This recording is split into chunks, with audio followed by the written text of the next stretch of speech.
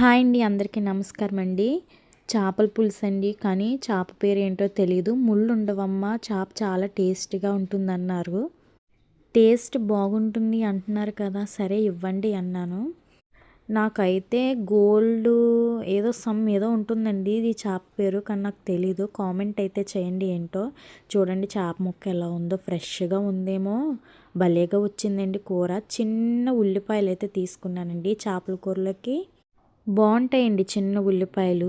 వలడం అంటే కష్టం కానీ బాగుంటాయండి. ఇలా టమాటా ఉల్లిపాయ పేస్ట్ అనేది వేసేసుకుని ఒక్కొక్క ఉల్లిపాయ చేపల కూరలు అలా వదిలేయండి.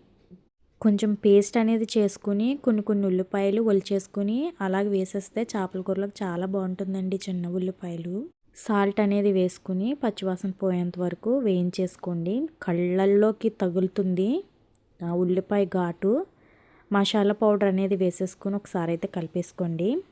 అల్లం వెల్లుల్లి పేస్ట్ కూడా వేసేసుకోండి.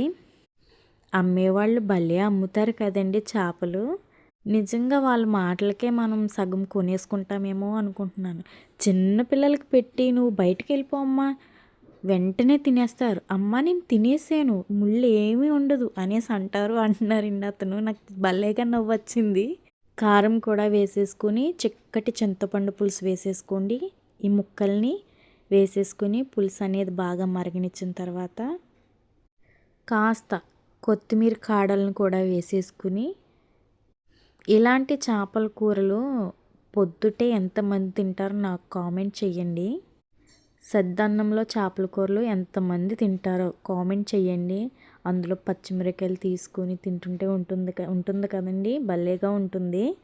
చేప ముక్కలను కూడా వేసేసుకుని పులుసు అనేది మరగనిచ్చేసుకోండి. కూర అయితే చాలా బాగుంది. టేస్ట్ వచ్చేసరికి కానాగిడిసలు టైప్లో ఉందండి ఆ టేస్ట్, దాని టేస్ట్. కానీ చేప అయితే చాలా బాగుంది, ముళ్ళు ఏమీ లేదు వాళ్ళన్నట్లుగానే చాలా బాగుంది.